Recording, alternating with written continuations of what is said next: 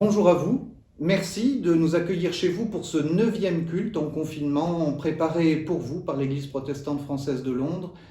Qui que vous soyez, où que vous soyez, quoi que vous croyez, l'Esprit du Dieu vivant soit sur vous, là où vous êtes. Du milieu de tout ce qui sera maintenant partagé, que notre cœur, au repos, pour ces quelques minutes de méditation, nous permette d'entendre, de recevoir, de discerner cette parole qui nous est à chacun et chacune destinée. Oui, puissions-nous faire assez de silence en nous pour distinguer le message que l'Esprit du Dieu vivant voudrait nous faire entendre pour fertiliser nos vies, pour les rendre plus larges, plus belles, plus heureuses et certainement plus utiles pour notre monde. À propos de message, pour introduire notre temps de louange, je voudrais lire pour vous ces quelques versets qu'on trouve dans le livre du prophète Ézéchiel au chapitre 36. Je vous retirerai d'entre les nations, je vous rassemblerai de tous les pays, et je vous ramènerai dans votre pays. Je répandrai sur vous une eau pure, et vous serez purifiés. Je vous purifierai de toutes vos souillures et de toutes vos idoles. Je vous donnerai un cœur nouveau, je mettrai en vous un esprit nouveau. J'ôterai de votre corps le cœur de pierre, et je vous donnerai un cœur de chair. Je mettrai mon esprit en vous, et je ferai en sorte que vous suiviez mes ordonnances, et que vous observiez et pratiquiez mes lois. Vous habiterez le pays que j'ai donné à vos pères, et vous serez mon peuple, et je serai votre Dieu. Louange. Nous sommes tous dispersés, ici ou là, et tu nous parles d'une eau qui purifie, d'un cœur renouvelé, du don de ton esprit, d'un pays à habiter. Louange à toi pour cette promesse d'une eau pure, l'eau dont nous avons besoin plus que jamais, le puits de ta parole, l'eau vive qui nous console. Louange à toi pour ce cœur nouveau que tu mets en nous. Un cœur de chair au cœur de notre foi, un cœur qui espère, un cœur qui croit. Louange à toi pour ton esprit qui nous éclaire et nous conduit. Il guide nos pas, il éclaire nos nuits, il nous montre la voie et renouvelle nos vies. Louange à toi parce que tu fais de nous un peuple de frères vivant de l'Évangile, peuple qui t'espère même dans son exil. Amen.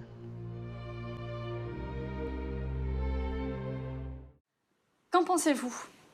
Un homme avait 2 fils. Il s'adressa au premier et dit « Mon enfant, va travailler aujourd'hui dans ma vigne. » Il répondit « Je ne veux pas. » Ensuite, il se repentit et y alla. Il s'adressa alors au second et donna le même ordre. Celui-ci répondit « Je veux bien, Seigneur. » Mais il n'y alla pas. Lequel des 2 a fait la volonté du Père ? Ils répondirent « Le premier. » Et Jésus leur dit « En vérité, je vous le dis, les péagers et les prostituées vous devanceront dans le royaume de Dieu. » Prions. Nous avons écouté ta parole, mais nous n'avons pas vécu de l'Évangile. Nous avons entendu ton appel, mais nous ne t'avons pas suivi. Nous avons accueilli ta bénédiction, mais le témoignage de notre foi est resté timide. Aie pitié de nous. Accorde-nous la grâce de pouvoir nous repentir et de changer notre vie pour la rendre plus transparente à ton Évangile.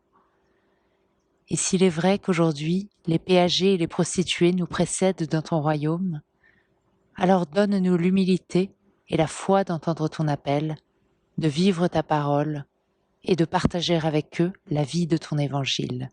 Amen.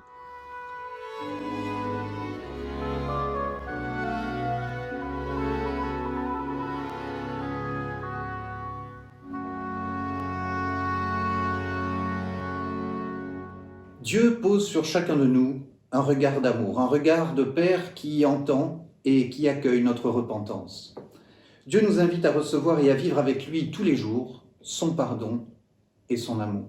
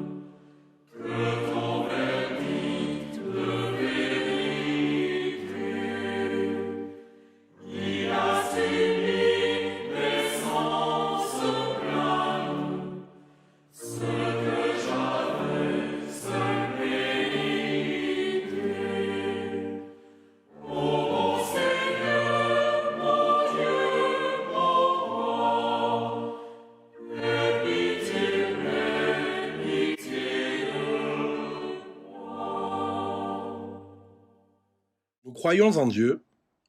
Malgré son silence et son secret, nous croyons qu'il est vivant. Malgré le mal et la souffrance, nous croyons qu'il a fait le monde pour le bonheur et pour la vie.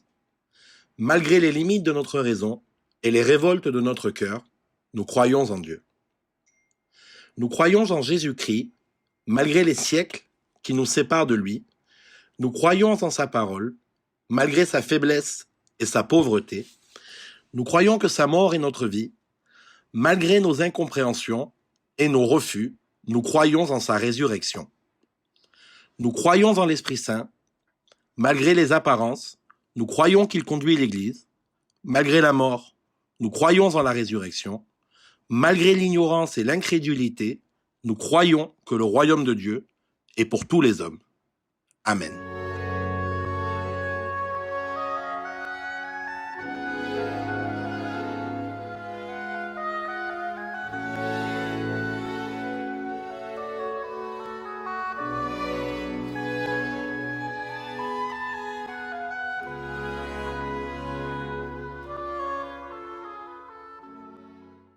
Cette même nuit, il se leva. Il prit ses 2 femmes et ses 2 servantes, ses 11 enfants, et traversa la passe du Yabok.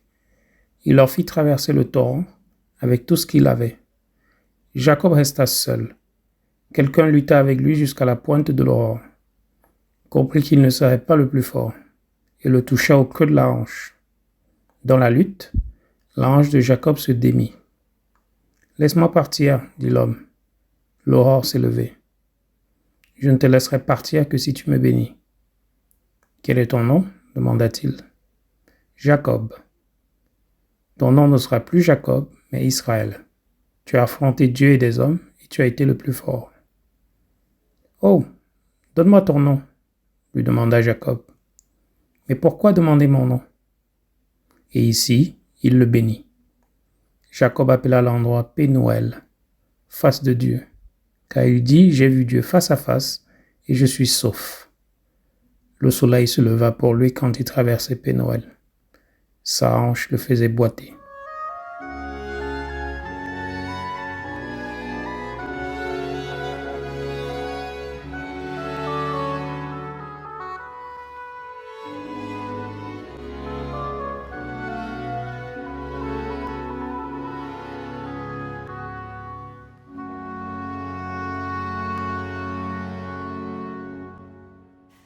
Bonjour et bon dimanche. J'espère que vous et vos familles vont bien, que vous gardez morale et santé durant ces temps troublés.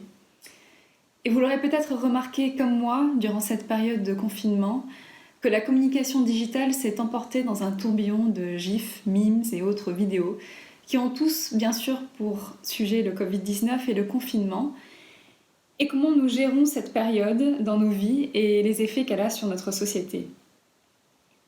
Mais il y a une vidéo en particulier qui m'a interpellée récemment. C'est une vidéo publiée sur YouTube il y a une quinzaine de jours par un jeune poète néo-zélandais, dans lequel il se met en scène dans le futur, jeune papa, et qui raconte un conte à l'heure du coucher à ses enfants. Ce conte que ses enfants connaissent manifestement déjà bien, car ils le lui réclament, s'appelle The Great Realization, ou la grande prise de conscience. Et on comprend en quelques secondes qu'il s'agit en fait bien plus que d'un conte. C'est un mythe fondateur qui explique les débuts de notre société future, basée sur le déluge de l'épidémie que nous traversons actuellement. Et le texte que nous avons entendu ce matin est aussi un mythe fondateur. Il nous vient du tout premier livre de la Première Alliance, la Genèse, qui nous raconte la marche de nos ancêtres, nos patriarches, ces grands hommes, il y a quelques femmes également, et les récits de leur vie et leur premier contact et engagement avec Dieu qui font le fondement de notre culture occidentale. Jacob est un de ces patriarches, fils d'Isaac, petit-fils d'Abraham, c'est un grand homme. Sauf qu'il n'a pas tout d'un héros. On pourrait même le qualifier d'anti-héros, car il est difficile à cerner et ses actes sont souvent difficiles à justifier pour le lecteur. C'est un jumeau, le frère cadet d'Ésaü. Ésaü est né grand et fort, Jacob, lui, est frêle et petit. Et on nous raconte qu'à la naissance, il sort du sein de sa mère en tenant le talon d'Ésaü. C'est de là que lui revient son prénom Jacob, qui signifie en hébreu celui qui tient le talon, celui qui supplante ou le trompeur. Et pour les Hébreux, le nom dit la personne en sa profondeur. Oui, Jacob, c'est celui qui fait des croche-pattes, qui multiplie les sales coups pour passer devant et pour lequel la fin semble justifier les moyens. Ces thèmes de la tromperie et de la tricherie sont récurrents durant la vie de Jacob, à tel point qu'il passera des années en fuite du pays de Canaan, la terre promise à Abraham.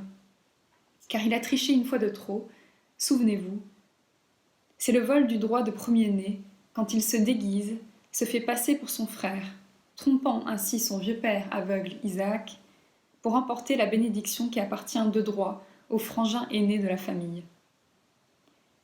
Et c'est une tromperie tellement grave qu'il va devoir fuir la maison familiale pour aller se réfugier chez son oncle Laban. Là aussi, il va multiplier les échanges de sales coups avec son oncle et ainsi construire sa richesse.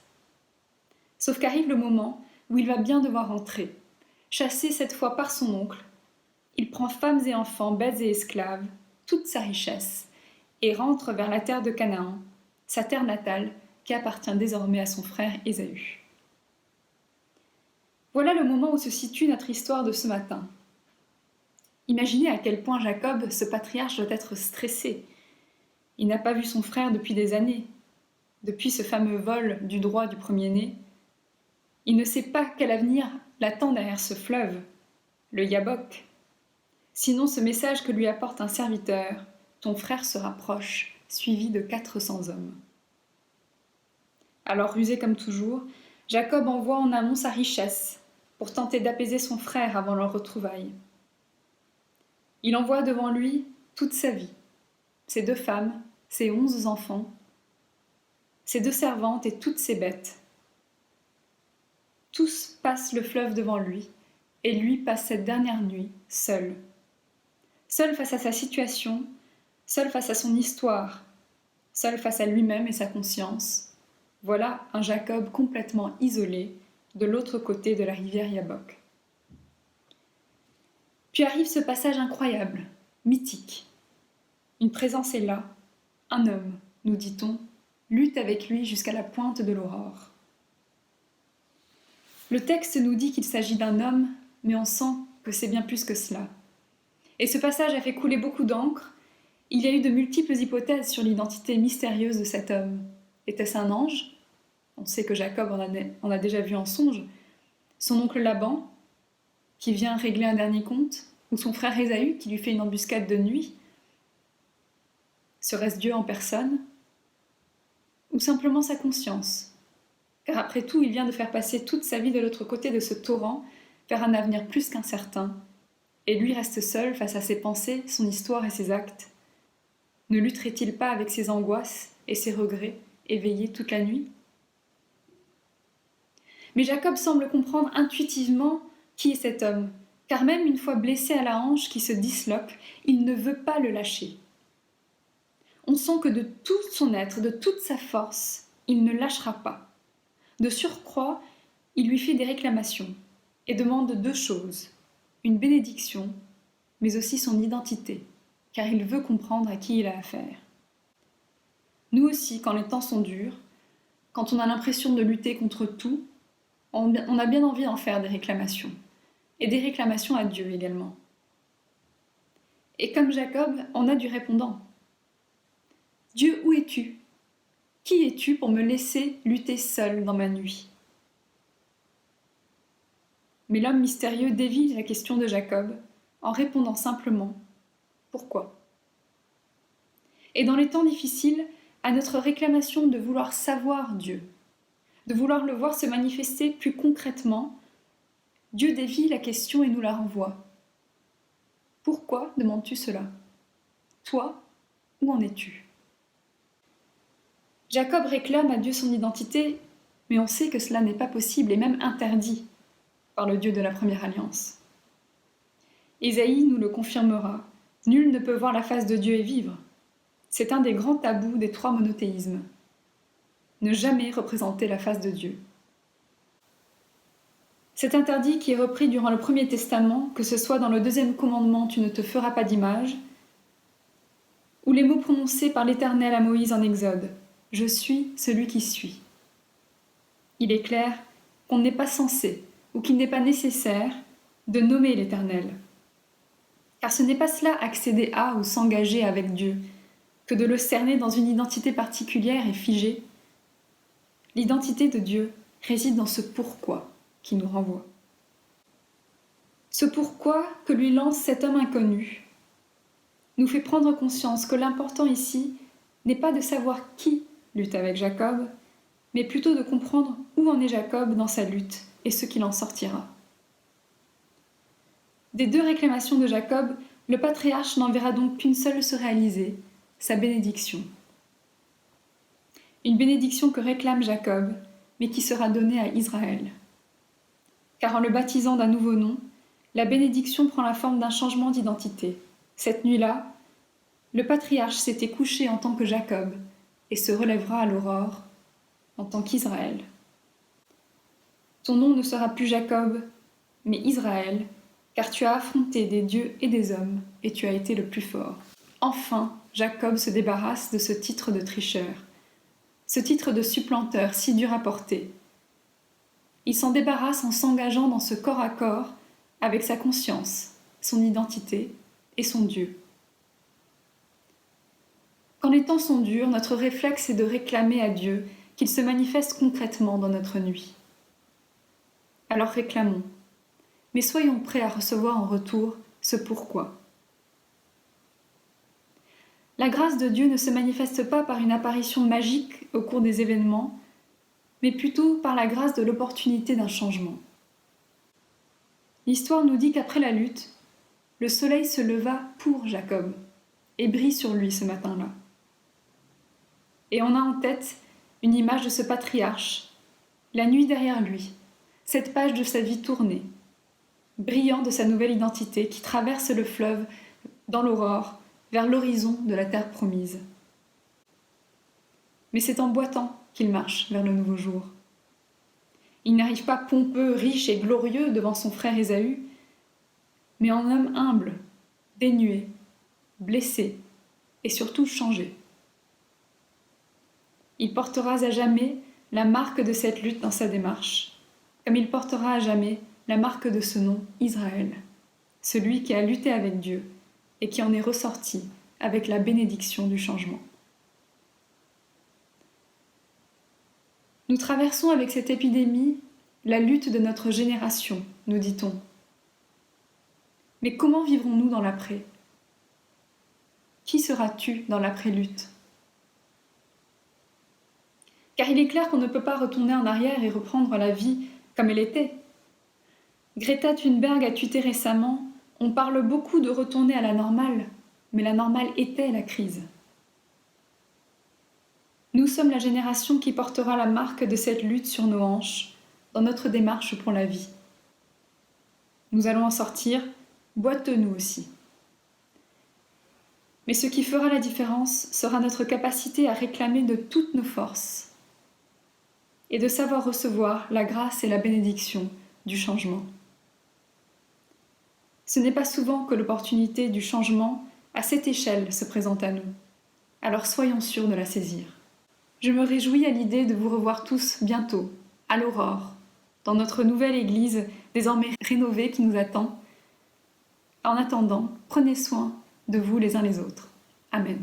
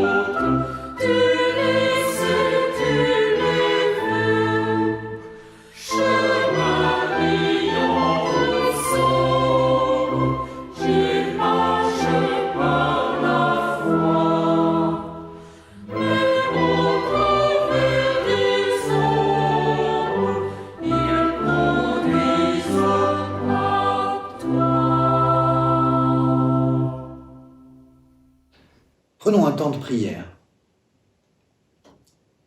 Notre Dieu, merci de ces temps que tu nous donnes pour nous poser devant toi et nourrir nos âmes. Toi qui nous connais parfaitement, tu sais aussi ce qui pèse dans nos cœurs et c'est pourquoi nous voulons déposer devant toi ces fardeaux qui nous font souci. Nous voulons te confier toutes les familles qui ont été touchées et privées d'un bien-aimé pendant la crise que nous vivons. Viens toi-même les consoler. Nous te confions aussi tout le personnel soignant en première ligne dans ce combat. Donne-leur d'être encouragés par les guérisons qu'ils obtiennent et consolés pour les combats qui sont perdus. Sois auprès d'eux et de leur famille. Nous te confions nos enfants dans leur reprise, pour les uns, pour leur vie de confinement, pour les autres. Et enfin, dans cette prière que Jésus nous a laissée, nous voulons te confier toutes ces situations, ces visages, ces soucis que tu sais lire dans le secret de nos cœurs.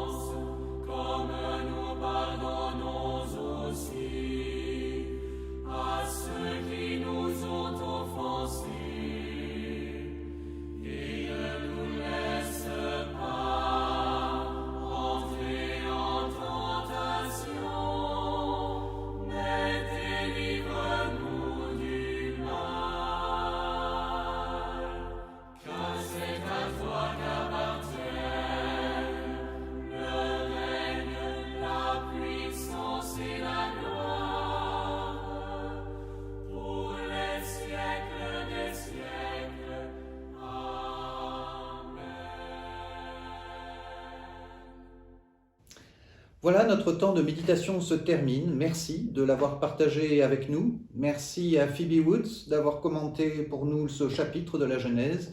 Merci à tous nos amis lecteurs de nous aider encore avec leur voix et à Bénédicte Fougier pour ses toujours très beaux montages. Je vous souhaite à tous une très bonne semaine, au près comme au loin. Avant de vous adresser juste la parole de bénédiction, je vous laisse une pensée de Sénèque qui nous parle de bonheur. Pour être heureux, il faut éliminer deux choses, la peur d'un mal futur et le souvenir d'un mal passé. Que là où nous sommes, le Dieu de toute promesse reste avec nous, nous instruise et nous apprenne à marcher avec joie dans les chemins de la liberté. Amen.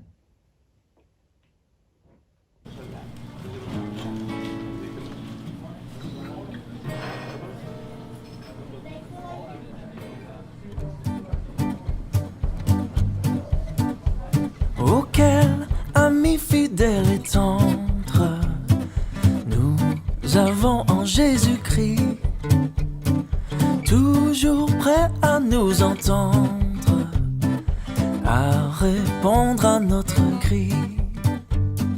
Il connaît nos défaillances, nos chutes de chaque jour, sévère en ses exigences. Il est riche en son amour. Wow, oh, oh, wow, oh, oh, wow, wow, oh, wow, oh, oh, oh, oh, wow, oh, oh, wow, wow. Auquel ami fidèle et tendre nous avons en Jésus-Christ, toujours prêt à nous apprendre à vaincre en comptant sur lui. S'il nous voit vrais et sincères à chercher la sainteté, il écoute nos prières et nous met en liberté.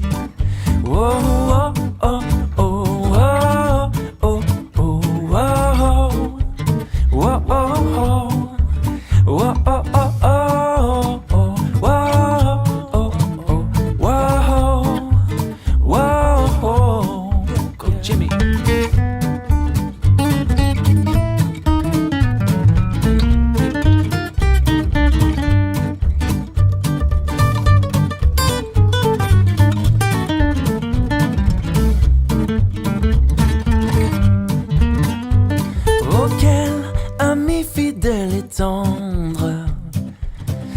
nous avons un Jésus-Christ. Bientôt il viendra nous prendre pour être au ciel avec lui. Suivons donc l'étroite voie en comptant sur son secours, car bientôt nous aurons la joie, yeah, de vivre avec lui toujours.